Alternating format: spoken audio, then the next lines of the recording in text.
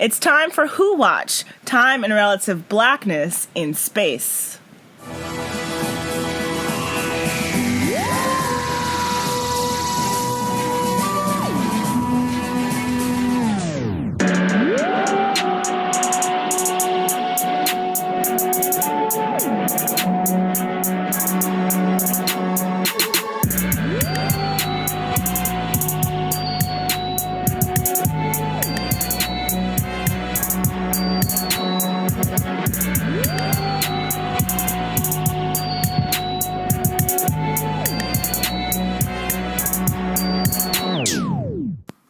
Black girls have the box.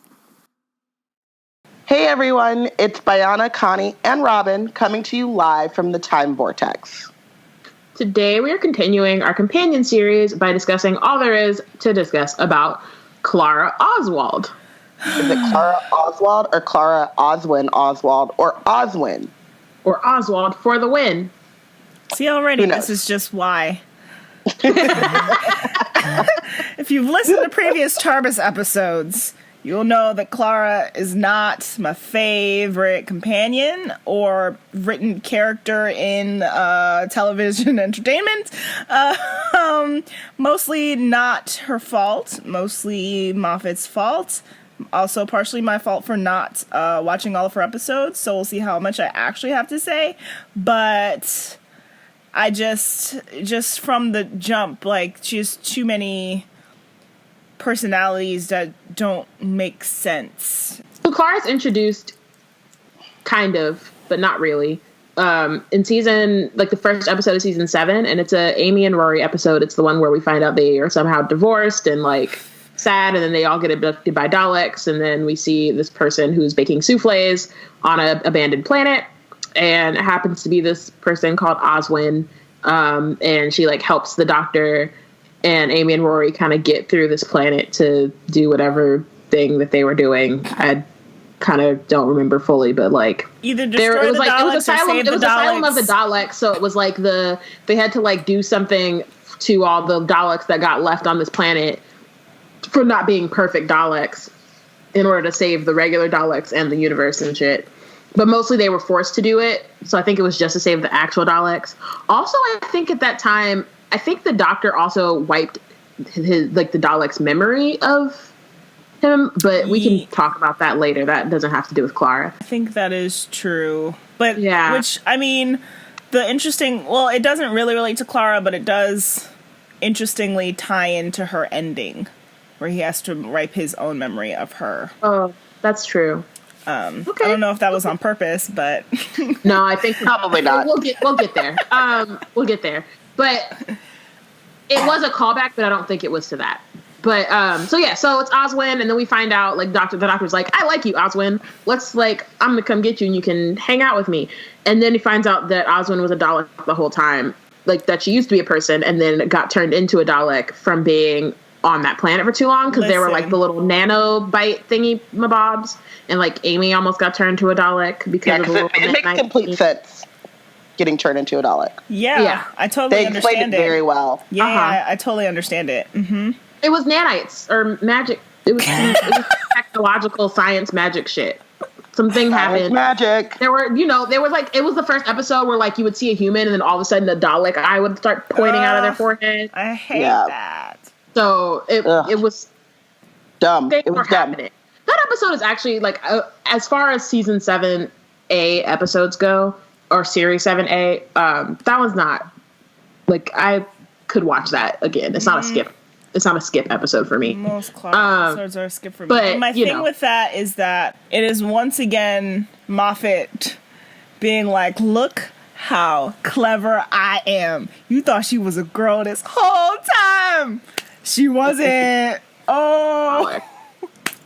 Yeah. And so she was in there. Not quite as annoying as it could have been, but it's still, like, I think I'm just in a jaded Clara state, so I'm gonna try to tone that down.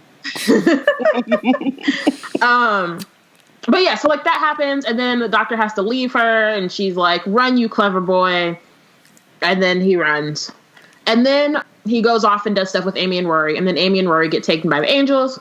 he goes on this whole like thing for like a century where he like doesn't travel and doesn't go on adventures and is sad. He mopes for 100 years in Victorian England because he bought a new coat and he wanted to wear it, but he didn't want to.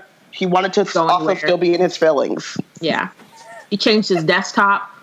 Yep, there's a lot of things happening, but he runs into this. I guess she was like a barmaid, and there are snowmen and stuff. So like there's a barmaid, and then she finds out. No. But when they first meet, she's a barmaid. Okay. And then, like, she's supposed to be, like, I guess low born is the word, whatever. But then she, like, disguises herself as a governess. Or not disguises, but, like, I don't know if she disguises. She's not really, because she is a governess. But I think it's one of those things where, like, she's subverting the system because she's, like, this low-born, like, peasant who is now, like, teaching these, like, high-born kids or whatever the fuck. I don't know. I don't really care much about Victorian England like that. Those are pretty, but yeah. So then she's like governess, and then she kind of gets really curious about the doctor. They go on an adventure, and then she dies, and the doctor finds out her name. Well, it's like knew her name was Clara, but then finds out her name is Clara Oswald, and so then he's like, could it be? And also her last words were like, "Remember me," or it was "Run, you clever boy, and remember," or something like that. So then he's like, "Oh my gosh, it's the same girl." And then she decides he's like, I'm going to look for her. And then comes to the present day and meets Clara, who is just a regular girl. She is a nanny to like her friend. It seems like, I think it's like her friend's kids. From what it seems like is that she like started off just like, it seems like the mom of that like family like passed away. And so then she was helping out because it was like family friends or whatever. And then she became their nanny, like, actually, and started getting paid for it, I feel like. Yeah. But she was like a live-in. Yeah. Or something like that. Yeah. But she wanted to travel after university, but before she left, she spent a week with a family friend in Chiswick, London, to nanny for her children, Artie and Angie. Miss Matlin died that week, and as the doctor later put it, Clara felt duty-bound to look after the children. That's from the wiki.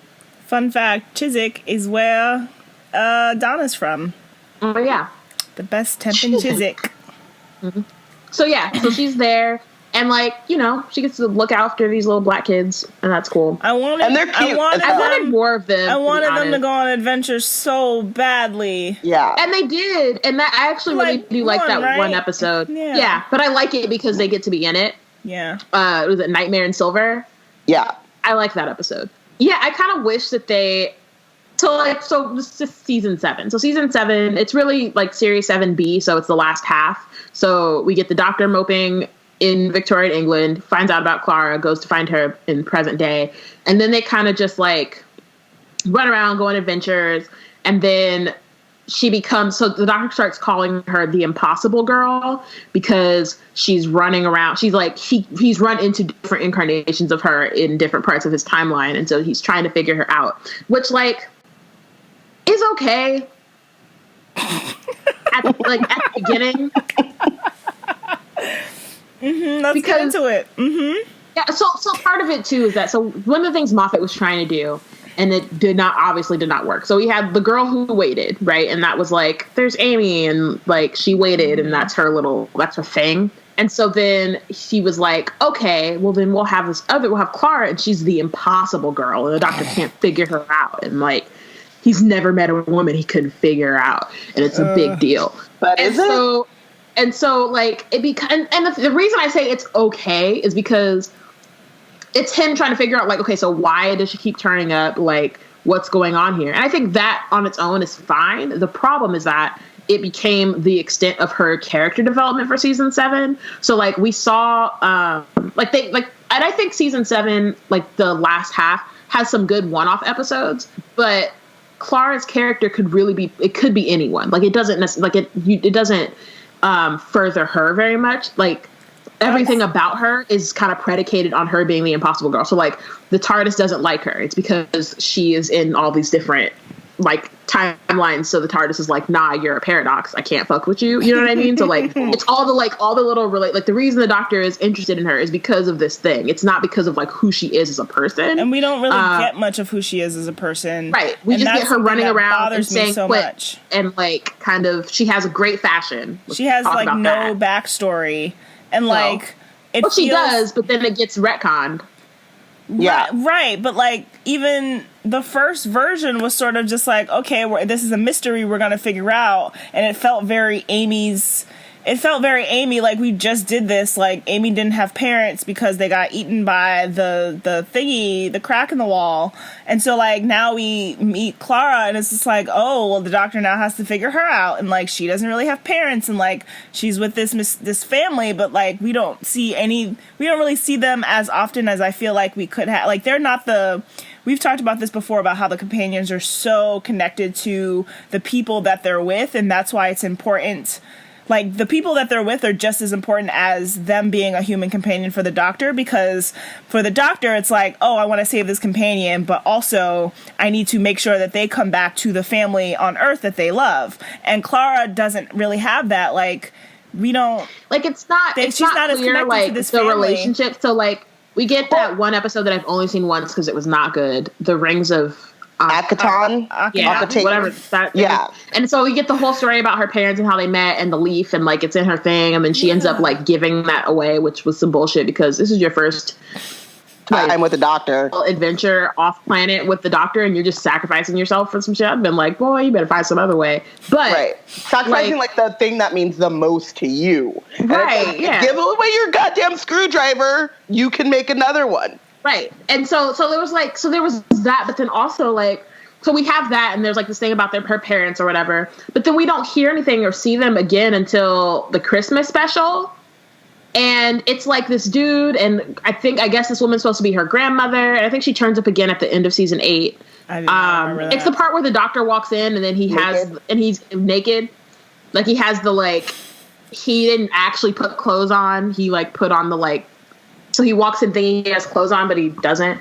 And Grandma's like, ooh, it's really dumb. But it's also like... But the point is that, like, we go and we see Clara with her family, but it's not... We don't really see her have any conversations with them. We don't really know, like, who they are in relation to her. They're just kind of there. Oh, yeah. And you just kind of assume that, like, okay, maybe that's her dad, and, like, maybe that's her grandma, and maybe this is, like, a cousin. Like, you don't really know. And I think, like, as you were talking, Connie, it really what it, like kind of got for me is that it's basically, like, all the kind of flaws and small things that we were kind of, like, picking at the last episode about Amy, and it just becomes, like, exacerbated with Clara. Turned up to you start 11. Oh God! Robin's with me. Actually, probably make this video podcast so you could see how excited Connie is about that pun. A little too excited, and that's coming from me. I would say though too that I agree with like both of you, but I really do believe with Bayana, they kept retconning her background to the point that it didn't even make sense or matter. Like at that point, it's like, I don't care. Like by the third, who is she? It was like, what's the point? You know? And I think the thing that has always bothered me is that like the Clara that we met on Planet of the Daleks, Oswald, I guess, and then the Clara we met in the Christmas episode, Clara Oswald, like felt fully formed characters. And then the Clara that we meet in the beginning with the kids also felt like a fully formed character, or at least a character with some potential to be fully formed. Yes. And if she's, and I guess I'm spoiler alert or whatever, but like the explanation is that she has gone through his timeline and has kind of splintered herself when she's trying to save him. But that doesn't make sense in terms of like who she is changing and splintering in each of these timelines. Like she could have still just been one person with one backstory and one set of, like the kind of way that we got with Amy, which was like Amy remembered all of the different timelines at a certain point. And even when she like forgot Rory, she remembered when she forgot Rory, you know? And like all of that is a lot to hold in your head, which is also bullshit because Donna couldn't hold all that stuff in her head and then had to get all of her memories erased. But I think it was more Time Lord stuff versus like just timelines. Yeah. But I mean, it's all like, yeah. But the point is, I'm trying to make is that like, had he just stuck with the dead parent or the, post university nanny who wants to do more or whatever, like, we could have had all of those same stories and those same storylines and those same gags in a different form. Yeah. Yeah.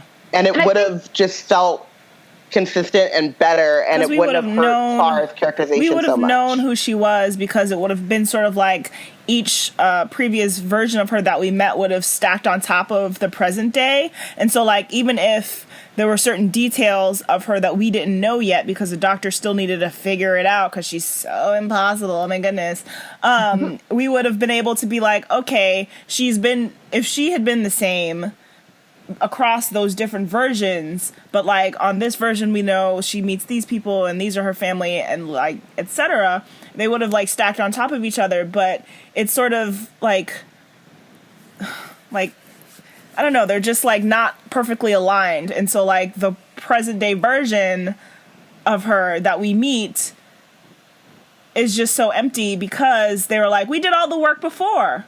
Well, also, and then they kept, like you were saying, they kept changing her actual backstory where it's like, okay, well, what happened to those parents and where did those kids go? And we just never meet them again. Like, her life keeps changing in such dramatic ways where it's just like, as a millennial of what Clara is basically supposed to be, like, they're made enough jokes about it. It's like, I don't know, her life just changed like so drastically between months and like, yeah, I mean, and then also like part of it too is a plot thing because it didn't really make sense. And I understood like, okay, yeah, she jumps in to save the doctor and she ends up splitting herself and saving the doctor at different points in his timeline. Cool. The part that doesn't make sense is then when the doctor goes to get her out, because it's like, how? And then he gets her, or he finds her, and then it's like a little weird. It's a run into the Day of the Doctor, which I love the Day of the Doctor. And they don't really talk about Clara in the Day of the Doctor because it's very much like a doctor-centric episode, and she's just there, which I think is fine for the most part. And actually, the Day of the Doctor is the first episode where she's a teacher instead of a nanny.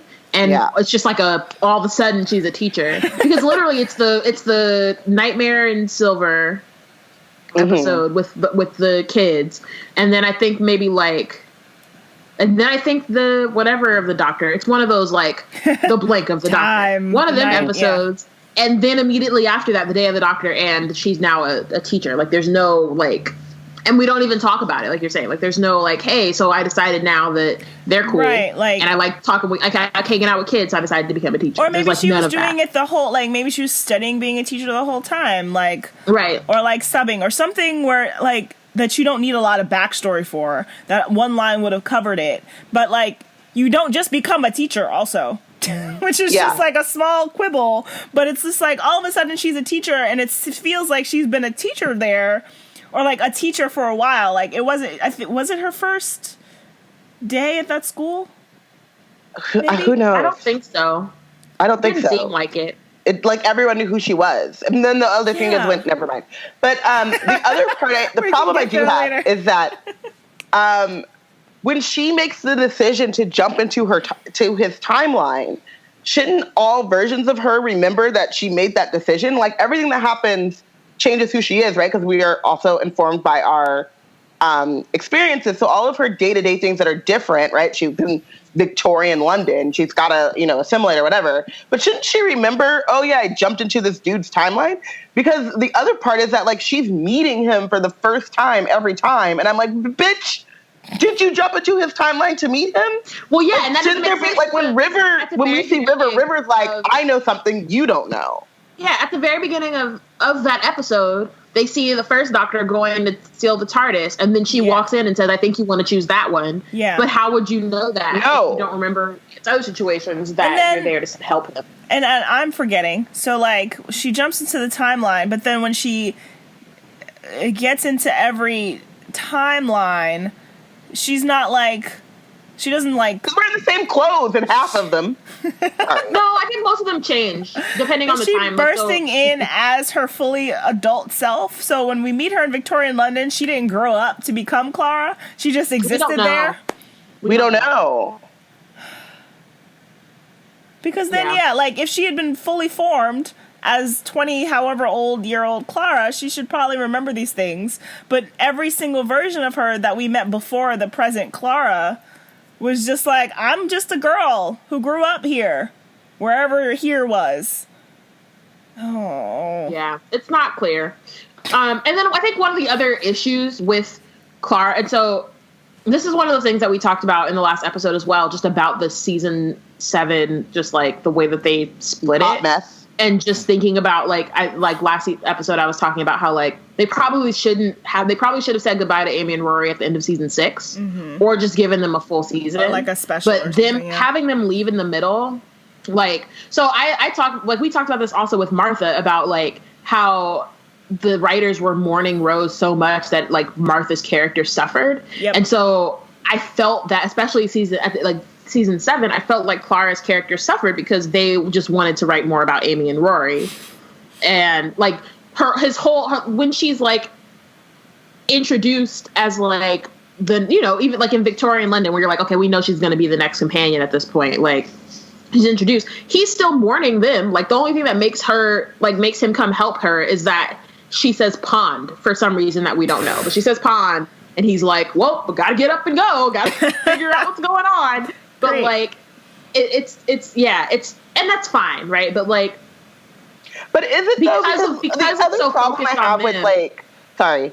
Oh, I was gonna say because it's so focused on them. It's like she's just a rebound, and it's like, and then there's a whole thing like with her and Bill, and I think a similar thing happens on that end once they kind of figure her out a little bit. Because I will say that I do think that like, and we'll get into the relationship with the Doctor. I think her with 12 is better than her with 11. Oh, definitely. But I definitely agree. Yeah, it just didn't work.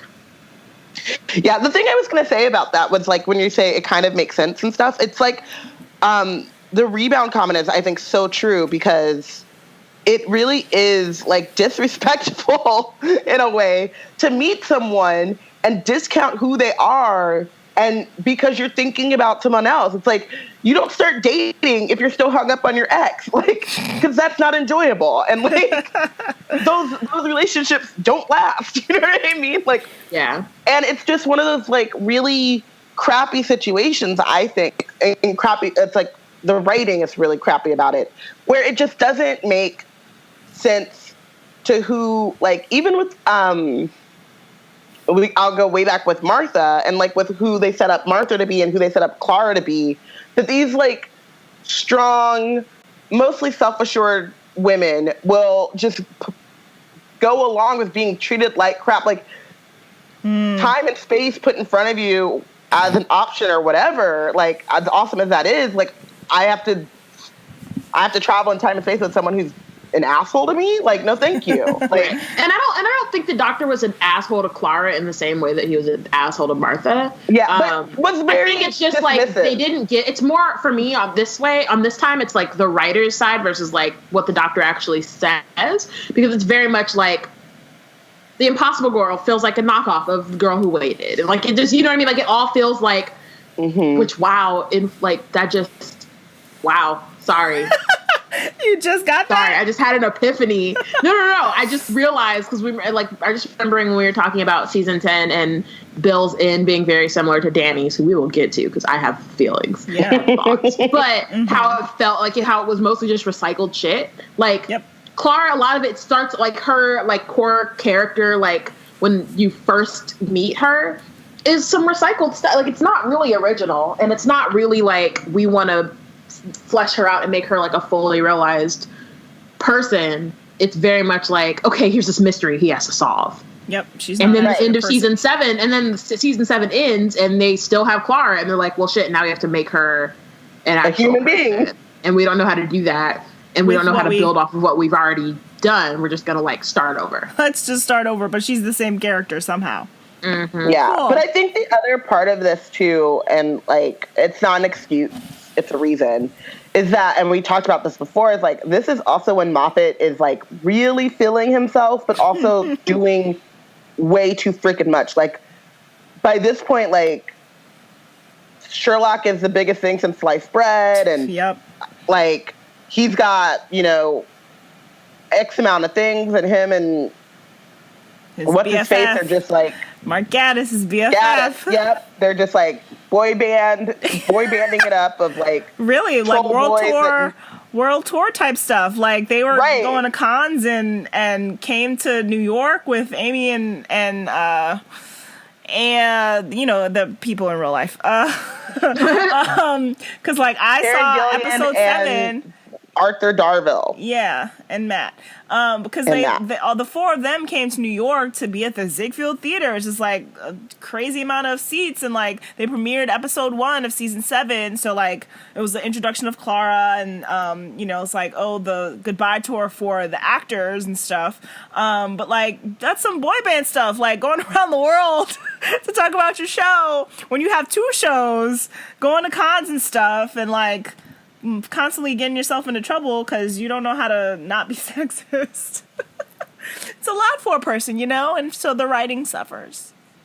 But it's also, there's this point in that kind of like success and fame, I think, where you start to, you know, and we talked about this, like believe your own hype so much, and you don't have the time to put in to actually do justice to your hype.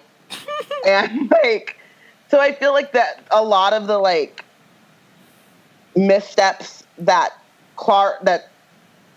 end up hurting Clara more than anything, because by this point I feel like too, like Matt Smith's doctor is known, right? So like even when they're writing him and some of the stuff doesn't, like some of the storylines are like whatever, like he knows how to sell his doctor, and it doesn't seem so different. Yeah. But she's brand new, and we don't know her, and Jenna Coleman doesn't even really know her. Yeah, imagine how hard that is to play. Yeah, she can't smooth out a lot of that stuff in the way that, like, Matt Smith can kind of smooth it out, you know? Yeah. Like, the writing is the writing, and it's problematic, but, like, when you really get to know a character and the mannerisms and all that stuff, you can, like, make those words feel more believable, because you've just been doing it, and it's like second nature at this point. And so Jenna Coleman didn't even get a fair shot because every time she gets a new script, it's a new character she's playing, trying to make it seem like it's the same girl. It's like, what is this, you know? Right. And so then when we get into season 8, when the Doctor has regenerated, and I actually really like season 8 makes me so mad. It starts off. I remember watching the season or episode 1 of season 8. The breathe, where she holds her breath. When Clara holds her breath, like this was like the first time I get to watch like Doctor Who live, right? We like Robin and I, sleepover, and right? Robin, me, and my sister, like we had like a sleepover, and we were like, we're doing this, we're watching Doctor Who, like it was a thing, and then that episode was so lit, and she held her breath. And I was like, wow, is Clara my new favorite companion? That's wild. I was like, who knew she was a badass like this? I was like, I'm ready for season 8. And then it just, like... fell apart. Like, so... And I just... Every time I think about season 8, like in that context, I get really mad. Because I'm like, it started off and I was ready. Like, I was like, this What's actually really funny, too, is when we also were like, we're going to do... Or I was like, we should do, like, written recaps. Like right, you know... I think we did season 9. I don't know if we did... or maybe we did do season 8. We did do season 8 because I remember being like, this is the bomb, and as it went on, it got harder and harder for me to write the recaps because I didn't want to watch the show.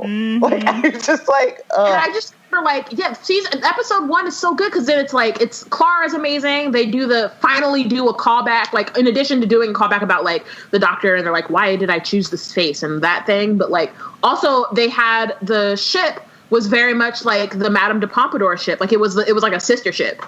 Yeah. The robots or the aliens or whatever were like the same. And you know, the Madame de Pompadour episode is one of my favorite episodes. So I was like, these are the clocks. And I was like, oh my God. Also, like, that episode oh my goodness, RTD existed? Wow. Right. He wrote Doctor Who episodes? Any RTD things, I get really excited. It's the same show? That's why I love Wow. But Like, that's why I like season 9 so much. But like I was so excited about it, and I'm thinking about it. Like, see, episode 1 of season 8, I like a lot. And but it's just like it set up this expectation for it to continue to be good, and then it was not, because the next episode was boring as hell. And I like and it was like continuously going down. Like, the next episode was not good, but then the episode after that was it was like a continuous letdown. Ones in there that I liked. Yeah, there are, and like they do come back. I think that's also a Doctor Who thing too. Is like either they will have, like, they'll knock it out of the park for the first half of the season, and then the second half will just be utter shit. Or they'll knock it out of the park for the first episode, and it goes down, and it's like a roller coaster, but it ends in okay. Like, there are very few seasons that end the way that it starts, which is just like, I don't know very many. I feel like I think the second season or the first season of Tenet, so season 2. That first episode was like, okay. Oh, but then we discussed how it like plummets for 5 episodes in a row. It plummeted. Yeah. And then, it like went down, went back up, and then plummeted. And I feel like season 3, well, I guess 3 is pretty like consistently like it's just like a wave of like, okay, this one's good, this one's bad, this is good, this one's bad, and like there are reasons beyond the writing where it's just like we have problems, or beyond the quality where we have problems, but I think the RTD ones are the most consistent, and for me, I really like season 5, and so I feel like that one is like the highest level of consistent. Like, it's consistent, but like on like good consistent, as opposed to on the good like a bad end of consistent. And then just it's Moffat, really. It's actually just Moffat.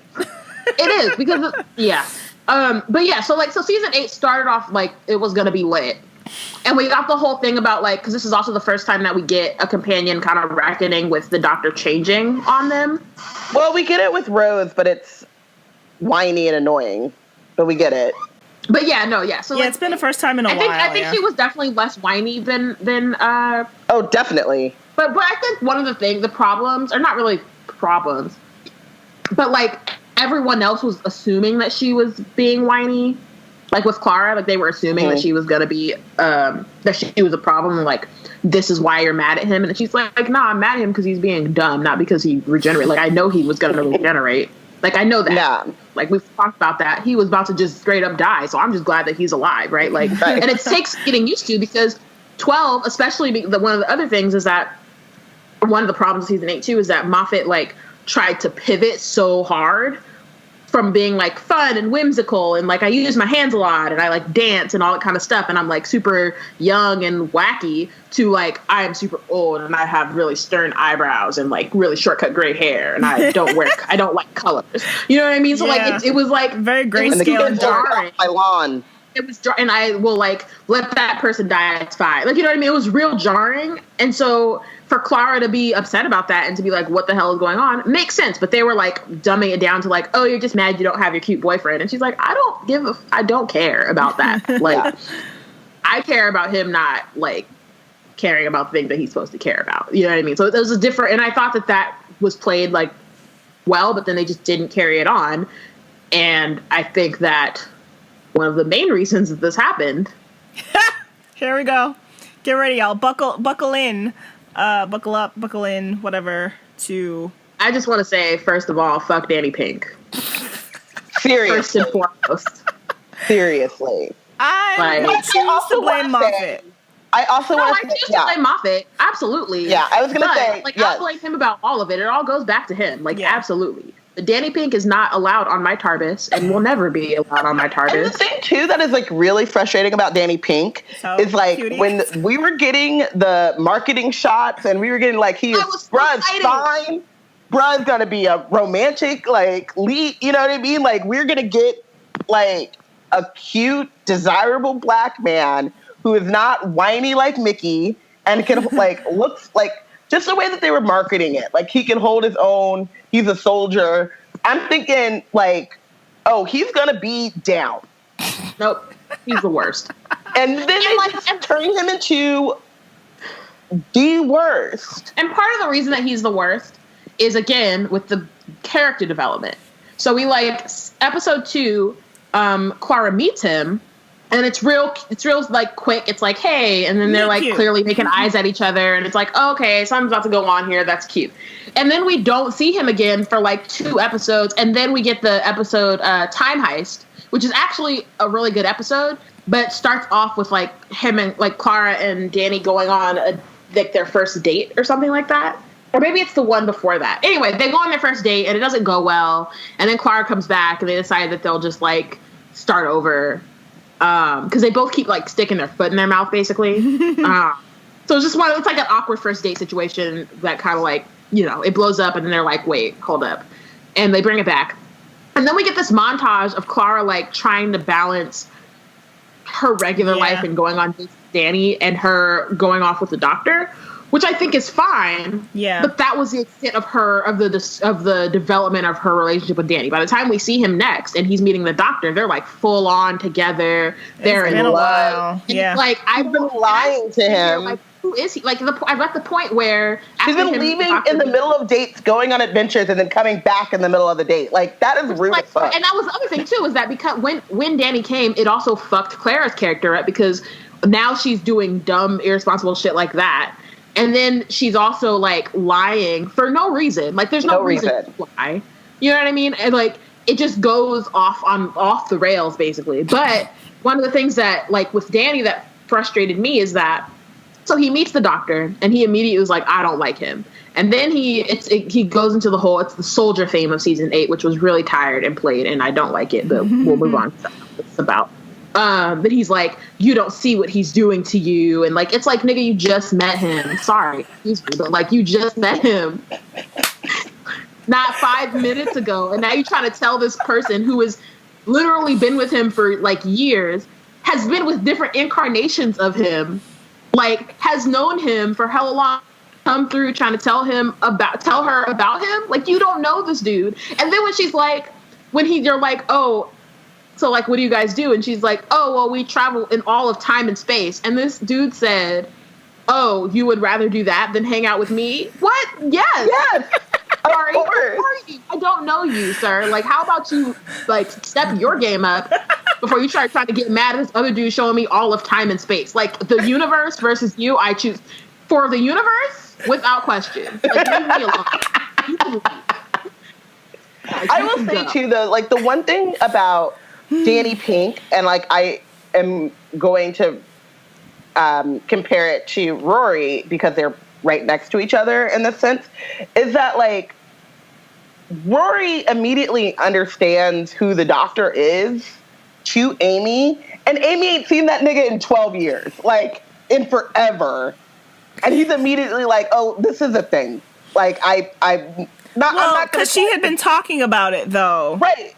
I know, but like, Rory immediately was not like, I don't like you shouldn't see him anymore, right? He was like, okay, we need to figure this out because this is gonna be a thing, but you make her reckless, and I can't trust her. He also like came to the doctor about that. He said, you make people want to impress you, and that makes them do dumb shit. And that's like, yes, cool, that's very true, but not like he's a general and he's gonna let you lay down your life for him, and I don't like him because of that. Like, bye, goodbye. Right. You don't know. Like when Danny meets the doctor, like the doctor is firmly Clara's best friend and very important to her. Like they have been he's an traveling for no reason. Everybody's not like it's not like Danny has to like compete with this memory of this like imaginary best like guy that came into her life as a formidable child, and like, you know what I mean, like you can't like compete with the ghost of someone. You know what I mean? Like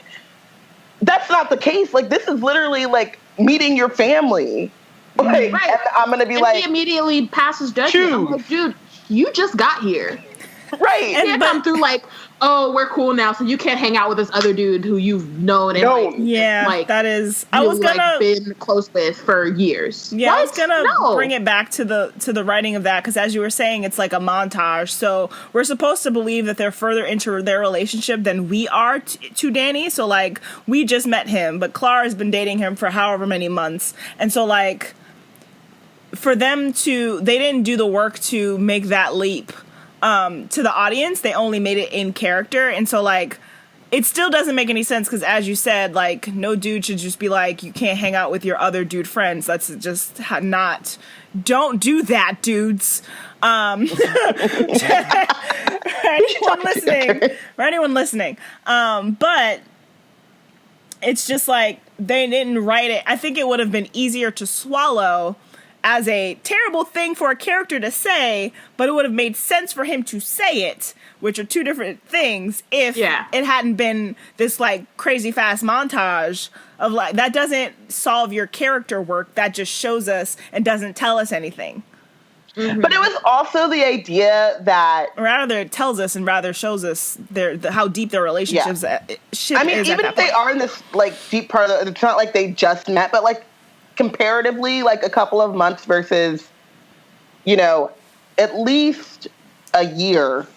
Right. I think they just didn't show the proper amount of time that they were together. Yeah, but it also is, it's this other, but the problem, I think, too, is, like, he does that, and they don't really show the work, right? But then Clara's response is, okay, well, I'm just going to lie to you.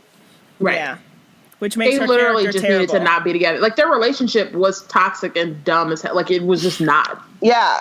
Like, because it's like, one, that cannot be the love of your life if you were just you're so willing to be like, yeah, you're right. I'm going to do it anyway, but I'm going to lie to you about it. Like, it's just it's just, what? That's not true love. Like, it's not going to work, right? So when she does that, for the rest of the time, we're just waiting for it to blow up in her face. Because that is unsustainable. Which is not a good feeling for watching a show. Right.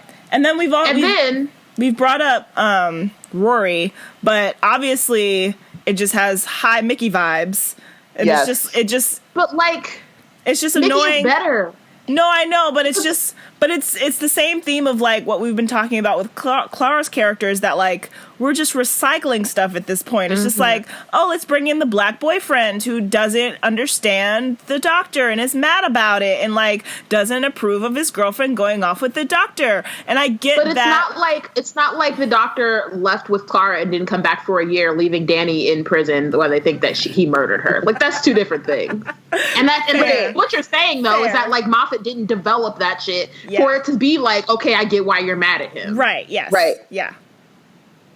And the other part, too, is that with Mickey, Rose, first off, leaves for a year. Mickey's, thought to have murdered her. But then Rose comes back and doesn't care. Like, she's like, oh, I'm sorry, or whatever. And then it's like, but this is my life now. Are you, like, get in where you fit in, and also don't get in too close because that's annoying. And I want you to, like, I want to string you along, but also I'm falling in love with this 900-year-old alien, but I'm not going to break up with you until I know for a fact that this is a real, like, it was just like, Mickey was consistently being wronged and disrespected to his face in a way that, and Mickey and Rose had been together forever, which we'd seen, and he didn't have, his grandmother anymore. Like, he needed a family, and that was so his whininess and, like, also his willingness to, like, put up with it all made sense. Yeah. In a way that it never did for Danny. Yeah, because like, we never know who he was. Like, and there were so many moments where they could have, like, they did other stuff. Like, they went into his timeline, and it was like, okay, is this going to make any sense or be a big, a thing later? Is this going to be, like, a bigger thing? Nope. Instead, we're just going to, like, kill him in the most mundane and just, like, random way possible. He barely got enough, and then like, make him emotional, a Cyberman. Yeah. Like, he died, and I was like, word? I was like, my first thought was not like, wow, he died. I was like, people don't die like this in the Doctor Who universe. Like, that was my thought. I was like, that's not how things work here. I was like, where's the time vortex or the this is boring as hell. And then he became like a Cyberman, which was also just, it was we got him. Didn't we get him going to heaven or Otherworld or whatever it was called with Misty? Well, yeah, like he went there, And so that was like, I thought, like, okay. He got like uploaded into this little thingy, and then he got downloaded into into a Cyberman body. The best part about that was Missy, obviously. The rest of it was like whatever. She came float down like Mary. Okay, you know, I also was like, oh, that's a strange choice in his death. But then I was like, okay, now we're gonna have someone we know kind of explain what's going on in this heaven or whatever it was called that we kept seeing snippets of at the end of episodes, and Missy, who we didn't really know yet.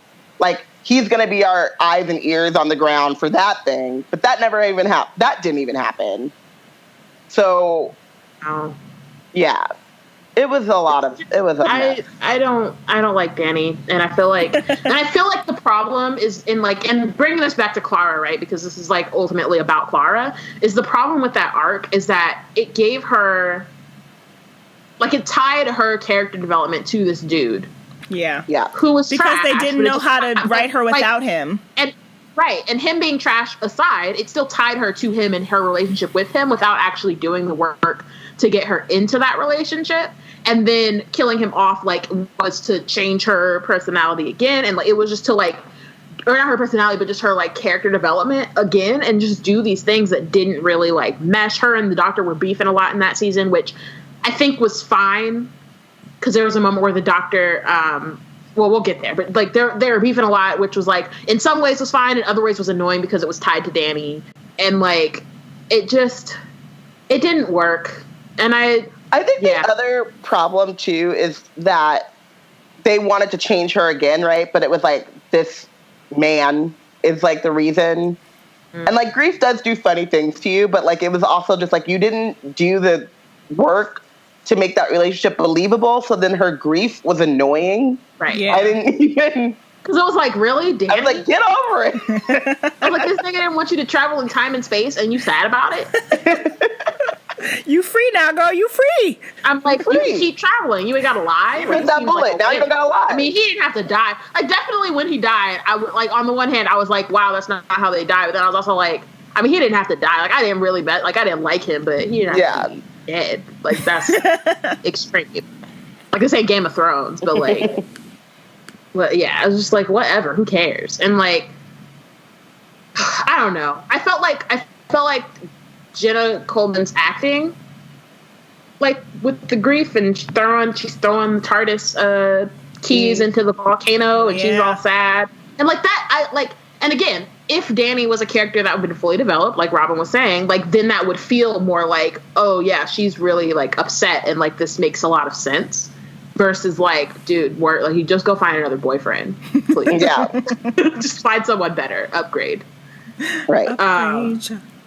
So then we get into, like, season 9, and I actually, honestly, I think season 9 is my favorite iteration of Clara, despite how, even though, like, getting there is sloppy as hell, but I think that it's the one that makes the most sense to me, and not again, it took some weird shit to get there, but I think her reaction to Danny's death ended up being her, like, I'm pretty sure she, like, quit her job, or, like, she wasn't really going anymore, and then she just kind of, like, started traveling with the Doctor full time, and then she started, like, being mad reckless to the point where she was just like, I'm invincible, I am the Doctor, I can do all, like, there's talking to people, because we didn't bring up Riggsy's the best. So there's a moment where she's talking to Riggsy, who's, like, he was in one episode of season 8 and then in an episode in season 9, and she's talking to him about this thing that she did,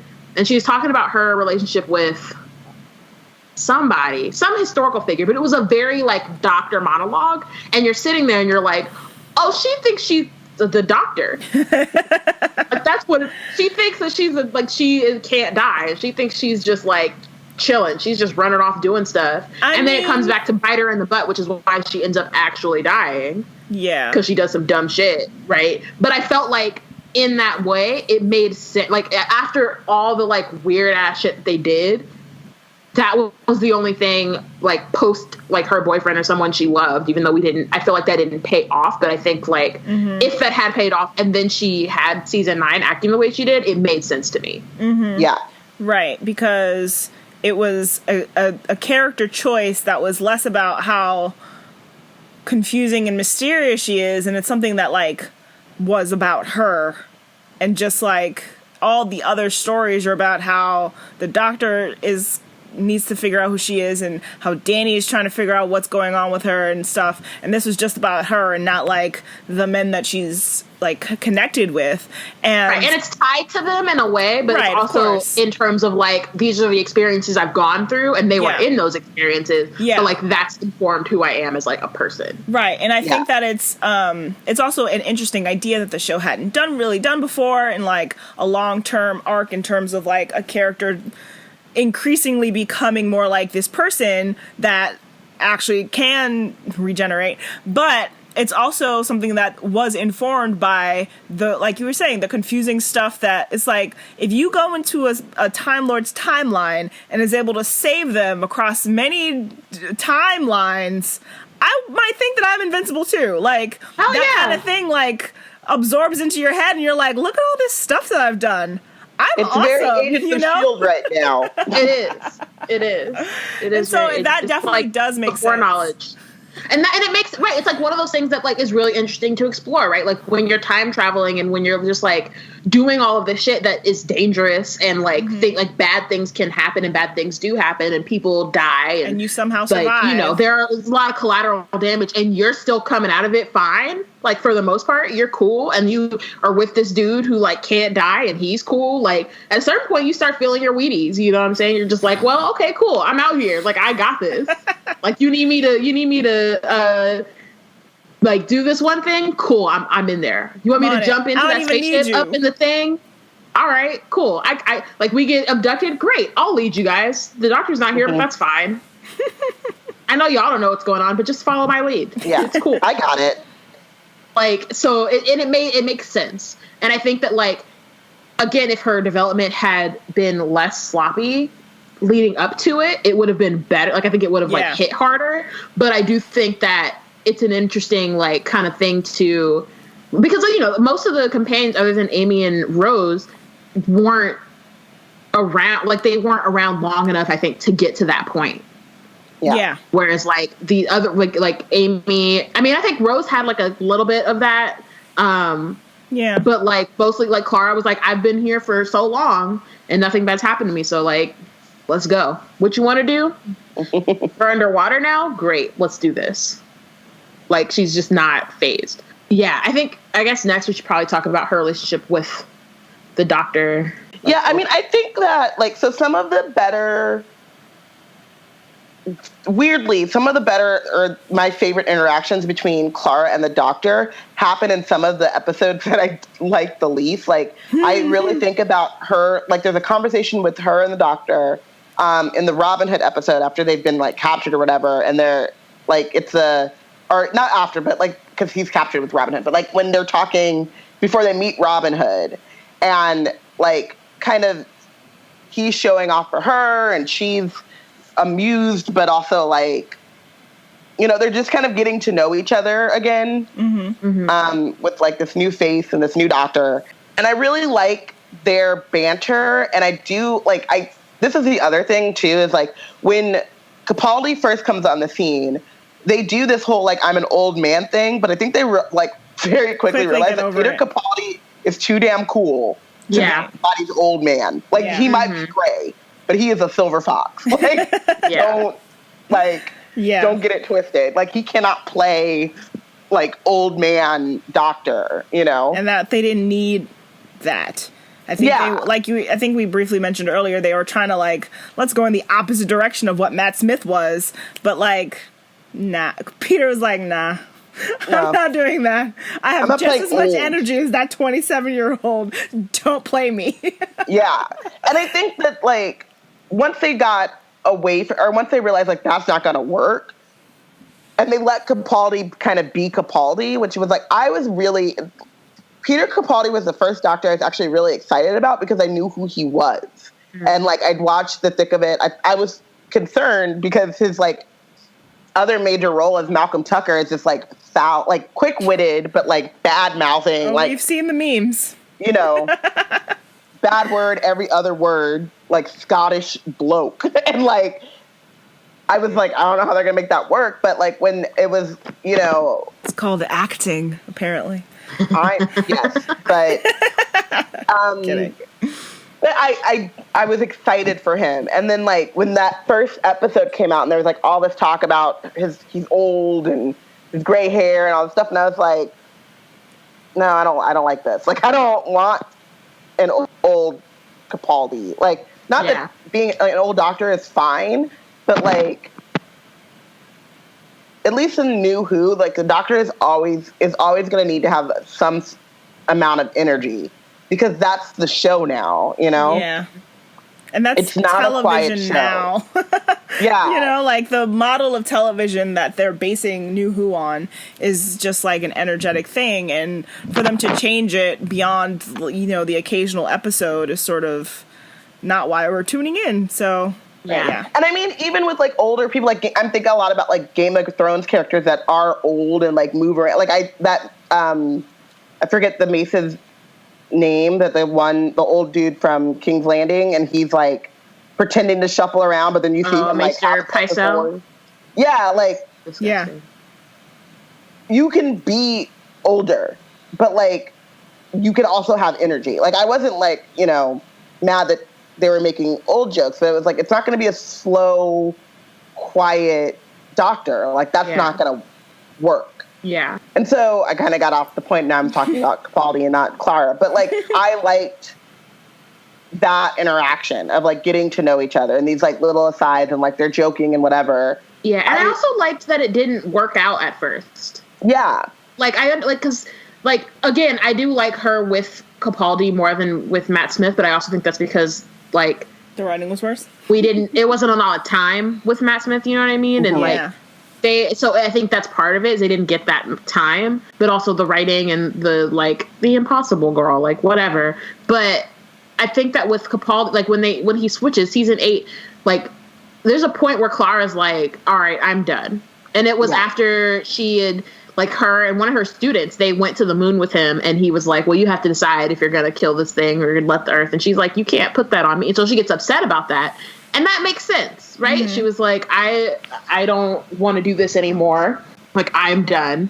And then and then I think the next episode was like, okay, we'll just do one more. It's a farewell situation. I think Danny knew about that one. And then after that is when she started lying. But her being like, okay, there's some, like, the change. It's not just like your physical and like how you look. It's also the way that you make decisions.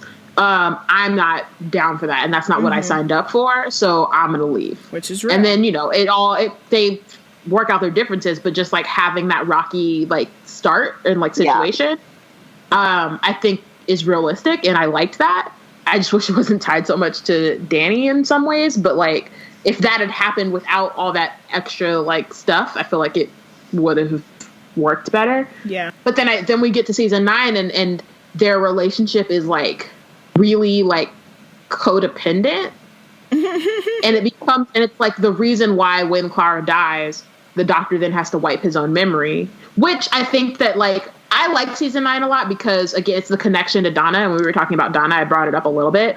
It's the first time where, like, a story arc in a series has called back to, or in Moffat, like, where he's, like, the actual story arc has called back to RTD. Like, not just, like, a little aside. It was like, no, remember when Donna was, like, save one person, and you save the dude with this face. So now you have this face to remind you to save one person. Mm-hmm. And then later when they're like, oh, we have to wipe your memory. And Clara's like, nah, like wipe yours. And so then the doctor ends up wiping his memory. Well, I don't think she says that specifically, but like, you know what I mean? Like he's like, okay, fine, I'll wipe my memory. And I felt like because of like the timeline and like the callbacks or whatever, I liked it.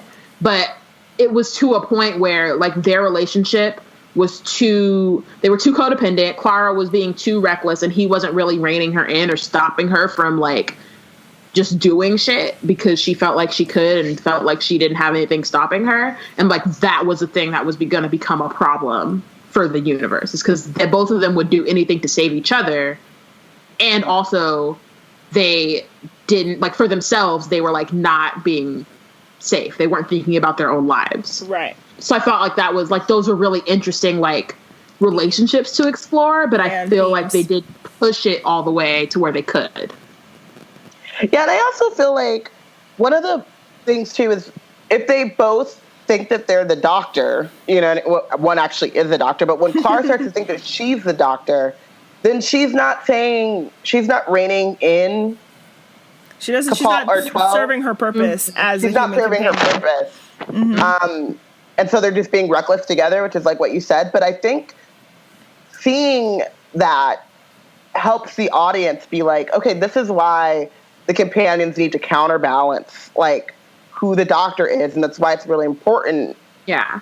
To me, it like kind of highlighted why companions are great, but also highlighted the flaws in Clara's particular companionship. It's like it's important that companions have something tying them to the world. Of being there for too long. Yeah. But I think it's also like the dangers of being there for too long, because I think, again, if they had tied her to her world at the very beginning, it's all kind of leads back, because I think that like where she ended up, I liked that. But it's just like what they didn't do at the beginning, because if they had grounded her in her world and like had her have these relationships that were really meaningful, and you kind of see her like pull away from that, I think that that's super impactful to see, right? And like to see her like she has these people, these things that she cares about a lot. She has this job that's fulfilling. She like has all these things that she like ties her to Earth, and then as she hangs out with the doctor more and more, she just gradually starts just like pulling away, isolating herself, and she's gone for longer periods of time, and then all of a sudden she just disappears, and she's just off doing who knows what, and no one knows, and she's just so like isolated herself and put herself into the doctor's world that and then it becomes and again like it defeats the purpose of the companion, but that's also the point, because then it's showing you like what could happen if you're not also, if you don't have those ties, and if you like seclude yourself, and if you isolate yourself from those things that keep you grounded. Like that's super profound and freaking amazing. Yeah. But they didn't like give us do that. No. And it makes me upset, because now I'm like, wow. Yeah, I'm literally thinking about it. Like, if she had like that family that appeared, her grandma and like those other relatives had appeared in other, even if they hadn't like screwed with Danny's character so much, and like she had this boyfriend and she has her school and she has her family, and then they just never see her, and we just occasionally peep into Earth like, have you seen I haven't seen her in months, like that kind of thing would have been interesting. And they can be, and when she comes back and they're like, dude, like you need to, and like what's going on? Like if that was the situation and Danny was like, dude, I need you, you're clearly pulling away, and like that was the issue, I'd be like, okay, Danny Pink, I see you. But instead, he came through in the first 5 minutes like, this man is going to lead you into war. And I was like, shut up. I don't care about you. For the 5 seconds that they introduced the war theme to begin with, like... It was stupid. Like, it was from those few episodes with the river arc of like, oh, in my language, doctor means warrior or whatever. And it's just like, okay, but do we really have to bring it back? Right. Well, we did, because Moffat was very proud of it, and he wanted us all to know. Ran out of ideas. I do think, though, that, like you said, like there is a way to get those points across, and looking back at it, it makes Clara even more frustrating, because, like, you could have done, again, like I said before, with like all the retconning of her, you could have done the exact same things without doing the most and gotten better to the same point. Got to the same point, but got a better, like, and deeper payoff from it. Mm-hmm. You know what I mean? Like, you could have gotten to the same place of Clara pulling away, thinking that she's the doctor, staying too long or whatever, and like losing herself in traveling with the doctor. And you could have gotten a better payoff from it, because honestly, by the time Clara died, and I thought it was an interesting thing, but I was just ready for her to go. Well, so like with her death, I was like, I knew it was coming, especially when we were watching. I was like, as the episode was going on, she was being so like, she was just being so reckless to the point where I was like, oh yeah, this is a dumb. I was like, this is a dumb plan, and it's clearly dumb and clearly is not going to end well. Yeah. Like at a certain, like halfway through the episode, I was like, oh, she's about to die. And like my whole thing with her death was like, I was mostly fine with it. It was just like much more up. And I'm saying this, but then Bill comes along. So think of this as being me watching it for the first time, and before what happens to Bill happens to Bill. I was like, this is the most like, and it wasn't like super graphic, like a raven flies through her chest and she dies. But it was like we haven't seen, like, Rose didn't really die. They died. Like, she didn't die. Martha went off on her own. Donna had her memory taken. That was it. Amy and Rory were the only two other characters that we saw die, kind of, but it was off screen. They got taken back in time and were able to live their lives. Clara, like, collapsed in the middle of the street, right? So it was the most, like, graphic death of a companion that we'd seen in New Who at that point. Mm-hmm. Yeah. But, I gotta say this, though. Yeah, but, like, in terms of, like, being, like, upset about her death, I was like... The only thing I was upset about in that death... sorry for the feels, is the emotional weight it left on Rigsy to have that kind of survivor's guilt. Yeah, Rigsy. I like Rigsy. And I was just like, well, that's really fucked up to, like, put that on a kid who's already been through a lot. To then be like, I'm the reason my favorite teacher died. She died saving me. No, Rigsy wasn't her student. Rigsy was older.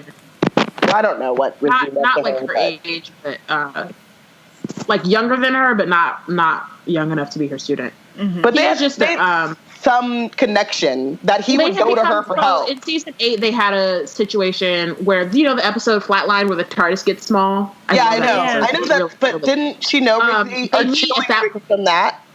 Yeah, they met then, and he, like, was on the adventure with them both. Yeah, and then this time, then they, like, ran into each other again. Okay. Or either they ran into each other or they went to visit each other. I felt like Rigsy asked her for help, though. That's possible, but not as a teacher. Yeah. Okay. Sorry, I don't know why I just assumed that in Flatline she knew him before, but yeah, that was the only thing I didn't like, was that she kind of, like, sacrificed herself for him. But also in a way that was like, don't worry about it, because we're going to get out of it, because the doctor will have a plan. So he was like, okay, yeah, you sound like you know what you're talking about. Exactly. You know what I mean? And then it's like, oh, shit. Like, just kidding. You did not. You did not know what you're talking about. But, yeah, that was the only part of that. But honestly, I was so annoyed that, like you said, like, she was making so many dumb and reckless decisions, and by the time she died, I was like, yeah.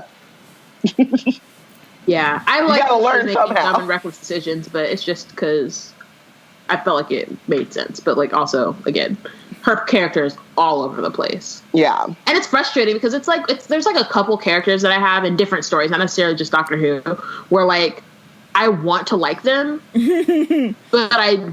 it's like, because it seems like if the writing was there and if they had been like really given the attention and like the attention and intention that like they needed, then they could be really dope characters. But because the writers don't know what to do with them or like don't care enough about them, and they're all over the place and they do like really dumb things that don't really make sense. Sometimes entire TV shows are like that. Right. It's like, I want to like you, but the writing just makes it so that I can't. It doesn't work. Anymore. It's like the concept seems like it would make sense, and then it doesn't. And so that's how I feel about Clara, where like I don't hate her because I want to like her so bad, but the writing will not let me. And it makes me mad because I'm like, this sucks, because I think that she could have been a really good like companion. Also, I just love her fashion. Like, that was the first season where I was like, every episode, I was like, what's Clara wearing today? Let's get into these looks. So there's Clara that looks. Too. Like, her dresses were on point. Yeah, she did stunt, which I was always like, okay, but what does she do that she can always look on point? Apparently a teacher's salary in England. I mean, those clothes didn't look that expensive. It's not like she just knew how to find them. Like, designer clothes. Fair. Like, grown-ups out here, like everybody got enough money to wear Versace, but like, homegirl she could have been at the thrift shop. You know what I mean? Fair. Right. She knew how to put together a look. Mm-hmm. Exactly. Yeah. Real. And I appreciated that. Yeah. I did it for the cosplay. Mm-hmm. Everyday cosplay. That's how I live my best Bill life. As we will discuss next episode. I'm not ready. I'm still upset.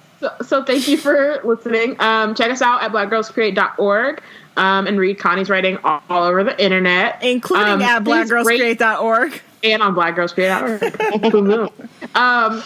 Rate and review us on iTunes. It's kind of how, we get more people to listen to the show and as find the us new and season comes their up, we'd thoughts love more people to talk about Doctor Who with us as we Yes.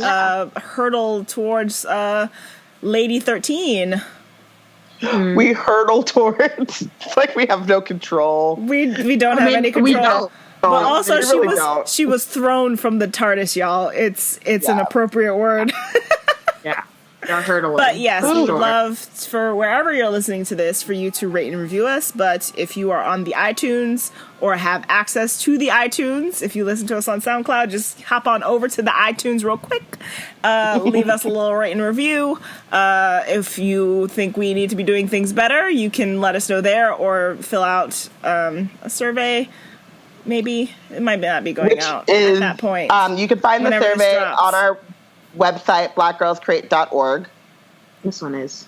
Okay. And you can also use the hashtag TARDIS on Twitter, and we will interact with you, answer your questions, give us suggestions, things that we should talk about or you want to hear us mention in future broadcasts. What?